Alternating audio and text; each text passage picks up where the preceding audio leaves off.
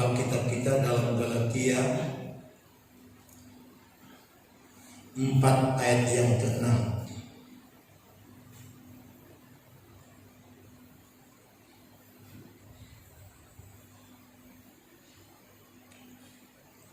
Kalau sudah dapat, sekali lagi.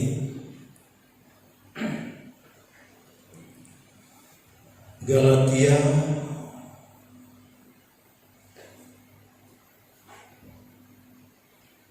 pasal 4 ayat 6. Kalau sudah dapat, kita akan baca bersama-sama dengan bangkit berdiri untuk menghormati firman Tuhan dengan hitungan sampai ketiga. Sekali lagi, Galatia 4:6, 1, 2, 3. Dan karena kamu adalah anak, maka Allah telah menyuruh roh anaknya ke dalam hati kita yang berseru, "Ya Aba, ya Bapa." Sekali lagi dengan suara nyaring.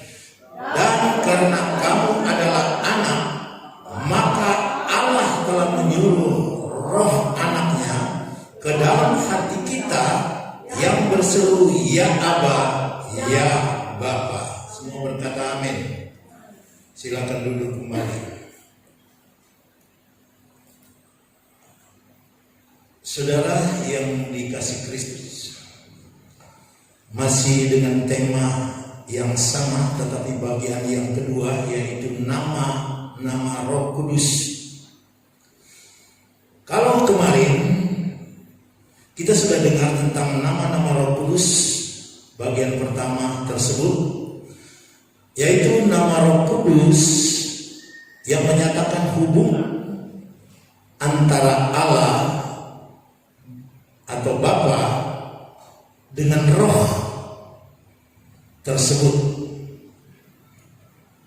Dan itu kita sudah mendengar dan kita dapat melihat ayat-ayatnya, yaitu tentang roh Allah yang hidup, tentang roh Allah itu sendiri yang menuju kepada Bapa.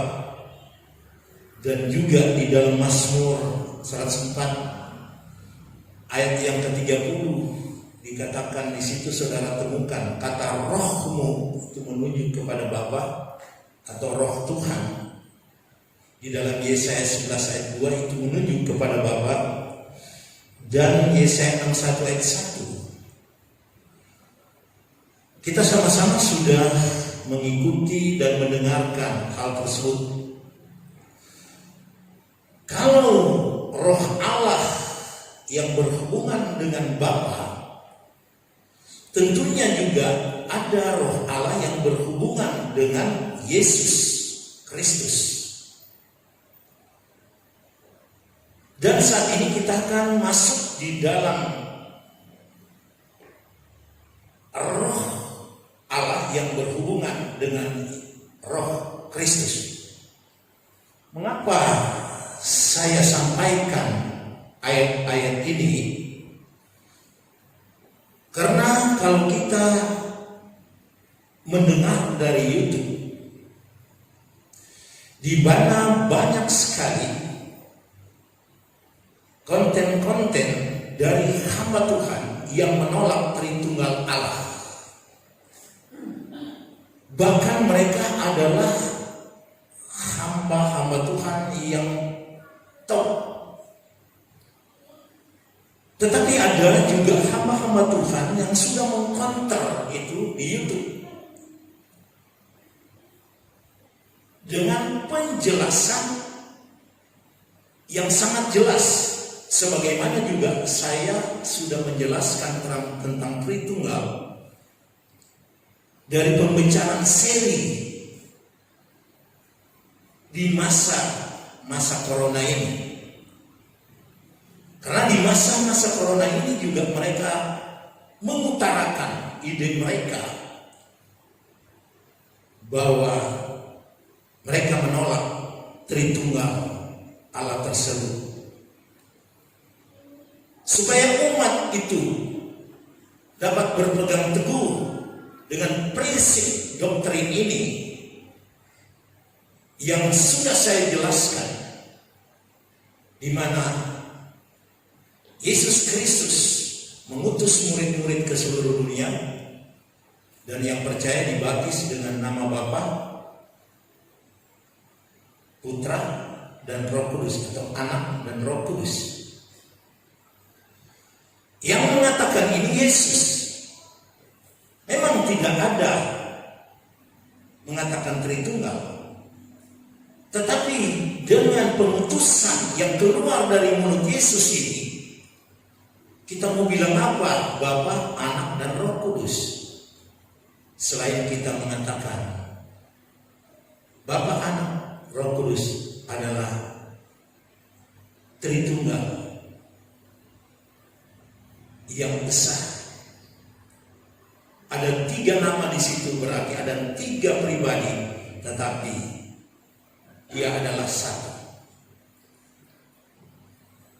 Sebab itu nama ini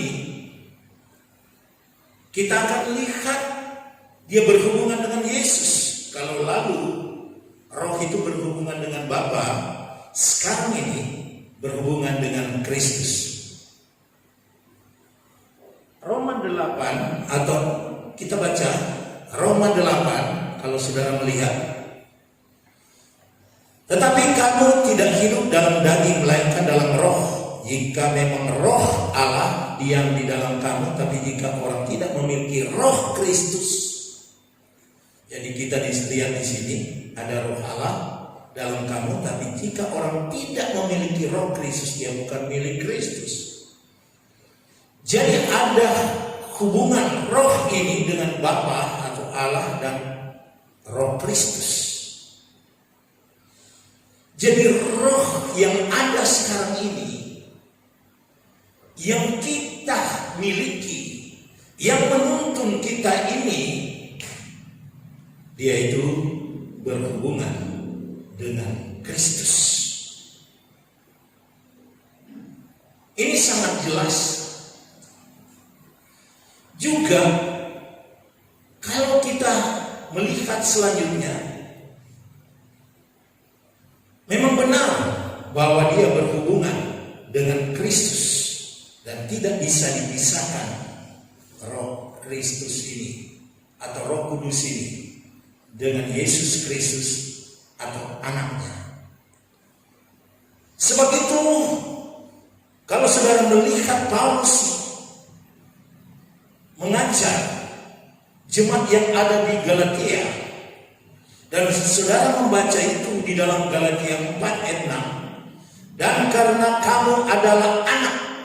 Jadi sekali lagi, karena kamu atau kita ini adalah anak, maka Allah, ini berbicara tentang Allah Bapa, telah menyuruh roh anaknya ke dalam hati kita yang berseru, ya Aba ya Bapa, yang kita baca tadi.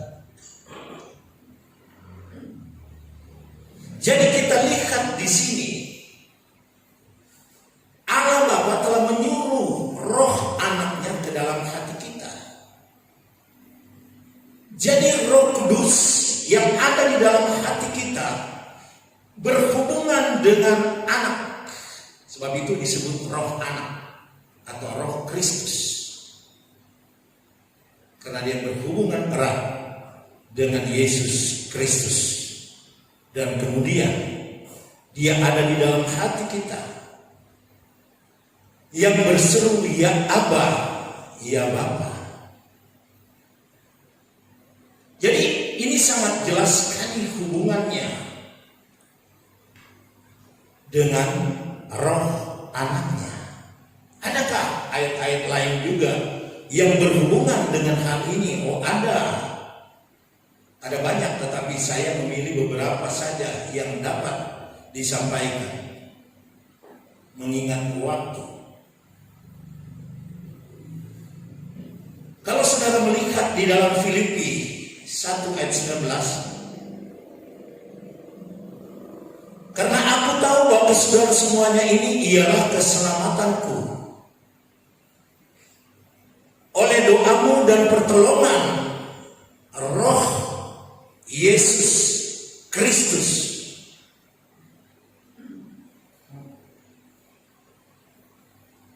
sekali lagi saudara perhatikan surat Paulus kepada jemaat Filipi, karena aku tahu bahwa kesudahan semuanya ini ialah keselamatanku dan doamu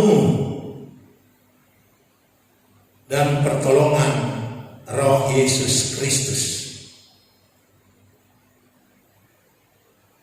Jadi kita lihat di sini pertolongan dan keselamatan Paulus. Dia ungkapkan, karena aku tahu bahwa kesudahan semuanya ini ialah keselamatanku. Dan itu terjadi karena saudara menolong untuk berdoa. Dan bukan hanya saudara menolong untuk berdoa, dikatakan Paulus, tetapi dengan pertolongan Yesus atau Roh Yesus Kristus. Jadi kita lihat peran Roh Kudus dalam keselamatan umat itu dan keselamatan hamba-hamba Tuhan itu sangat penting. Dan Paulus mengatakan karena doa-doa umat itu sendiri dan oleh pertolongan Roh Yesus Kristus.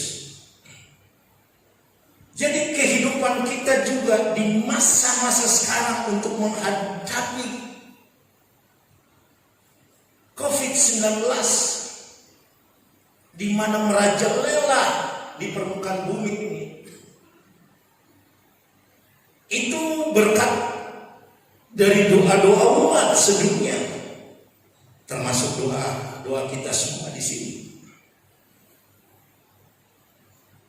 Dan juga jangan lupa semuanya itu juga oleh pertolongan Roh Kudus yang ada di dalam hati kita, yang dikaruniakan Bapa melalui anaknya, sehingga Yesus mengutus waktu dia naik ke surga. Roh Kudus datang ke dunia ini untuk menjadi penolong bagi kita.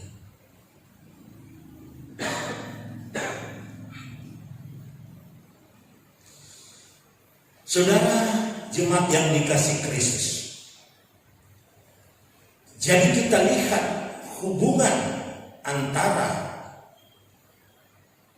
Roh Kudus dengan Allah Bapa dan kemudian kepada Yesus Kristus itu sangat jelas dan sangat penting di dalam kehidupan rohani umat-umat Tuhan sekarang ini, besok dan seterusnya. Juga kita bisa melihat di dalam Kisah 16 ayat yang pertama, waktu perjalanan Paulus ke Misia, kemudian mereka coba masuk ke daerah Bitinia. Kemudian dikatakan di situ Roh Yesus tidak mengizinkan mereka. Jadi Roh Yesus. Jadi waktu Paulus tiba di Misia, kalau saudara buka di dalam Kisah 16 ayat 7, mereka coba masuk ke daerah Bitinia, tapi Roh Yesus tidak mengizinkannya untuk masuk dan memberitakan Injil di situ. Jadi kita lihat sangat jelas pengutusan Roh Kudus oleh Bapa dan Anak ini disebut Roh Bapa, juga bisa disebut Roh Anak atau Roh Yesus. Dan kita lihat Roh Yesus itu yaitu menunjuk kepada Roh Kudus yang diam di dalam hati umat, yang diam di dalam hati kita untuk mengendalikan hamba-hamba Tuhan di dalam pemberitaan Injil, asalkan setiap anak-anak Tuhan atau hamba-hamba Tuhan itu mau peka terhadap Roh Kudus yang ada di dalam kehidupan umat itu sendiri atau kepada hamba-hambanya. Dan Rasul Paulus merasakan pengaruh dari Roh Kudus, dorongan dari Roh Kudus, penuntun Roh Kudus ini atau menuntun para rasul ini di dalam pemberitaan Injil Yesus Kristus dalam perjalanan mereka, itu terasa. Sebab itu apabila kita mau berdoa, melaksanakan sesuatu, rencana-rencana kita ke depan,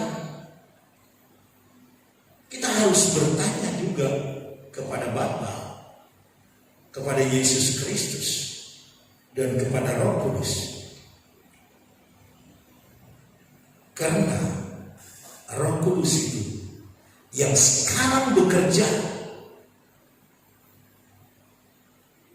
kepada gereja, yang mengendalikan gereja, akan mengendalikan umat dan akan memberikan jawaban ya atau tidak terhadap rencana itu.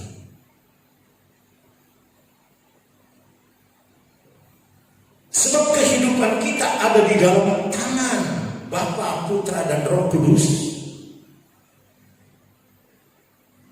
yang tentunya ada rancangan yang terbaik yang Tuhan mau kerjakan dalam kehidupan kita. Dan rancangan tersebut, baik Bapa, Anak, dan Roh Kudus mengetahui hal tersebut.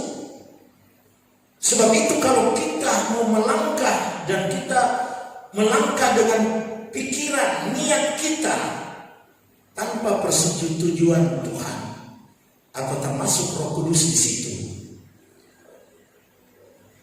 maka sasaran yang Tuhan sudah lihat dan tahu karena Dia merancangkan hal yang baik kepada kita, itu akan meleset.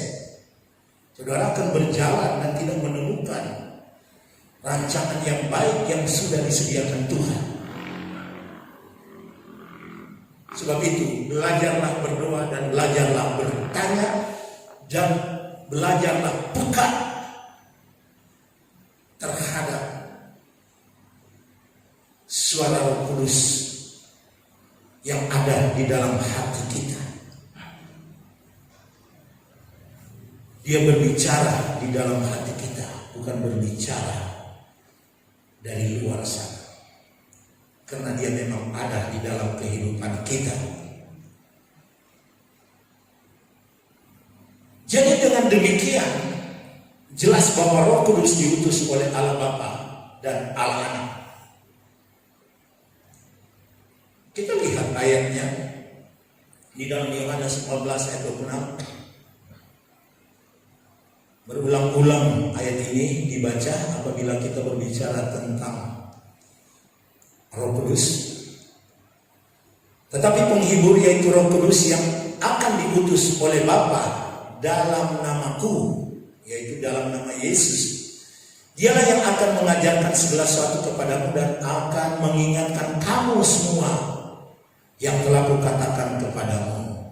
Jadi pengutusan itu dari Bapa di dalam Yesus Kristus. Bapa dan Anak yang ada dalam kerajaan surga mengutus Rohnya datang ke dunia ini. Dan ini menunjukkan kesatuan mereka. Dan bukan cuma ayat itu, tetapi kalau saudara lihat juga dalam Yohanes 15 ayat 26. Jikalau penghibur yang akan kuutus dari Bapa datang, yang mengatakan ini Yesus. Jikalau penghibur yang akan kuutus atau Yesus mengutus dari Bapa datang, yaitu Roh kebenaran, dikatakan yang keluar dari Bapa, ia akan bersaksi tentang aku. Jadi kita lihat hubungan Roh Kudus ini dengan Kristus tidak terpisah. Ia akan tetap bersaksi tentang Yesus Kristus. Jadi kalau Roh Kristus ada dalam kehidupan umat, kehidupan saudara, saudara benar-benar akan menjadi saksi. yang akan menyaksikan baik itu Bapa, baik itu Yesus Kristus. Mengapa kita bersaksi tentang hal tersebut? Karena ada roh di dalam kehidupan kita. Kita akan menjelaskan kepada orang siapa Bapa, siapa Anak, siapa Roh Kudus. Dan untuk menjelaskan itu kita harus membaca Alkitab dan kita belajar. Sebab kalau kita tidak membaca dengan seksama dan kita tidak belajar, maka kita akan salah menyampaikan dan mereka katakan tidak benar atau mereka katakan sesat perkataan kita. Atau waktu kita menyampaikan itu, mereka mengkantor kita dan kita tidak bisa dapat menjawab. Mengapa kita tidak bisa menjawab? Karena kita menjadi orang Kristen, tapi kita tidak belajar tentang firman Injil yang terutama tentang Tuhan kita, yaitu Bapa, tentang Anak dan Roh Kudus. Karena sekarang ini lagi santer. Di dalam kekristenan ini terjadi perdebatan tarik menarik tentang siapa Bapa, siapa Anak, siapa Kristus. Nah, kita perlu belajar. Dan pelajaran kita yang harus kita ambil adalah pelajaran yang sehat, bukan pelajaran yang tidak sehat. Sedikitnya apabila saudara melihat YouTube saya dari awal, saudara akan dapat memahami hal itu. Karena saya menyampaikan itu secara jelas. Sampai saat ini, saya masih berbicara tentang hubungan Roh Kudus dengan Bapa dan Roh Kudus dengan Yesus Kristus. Hubungannya sudah jelas jika penghibur yang akan kutus daripada Bapa datang, yaitu roh kebenaran yang akan keluar dari Bapa.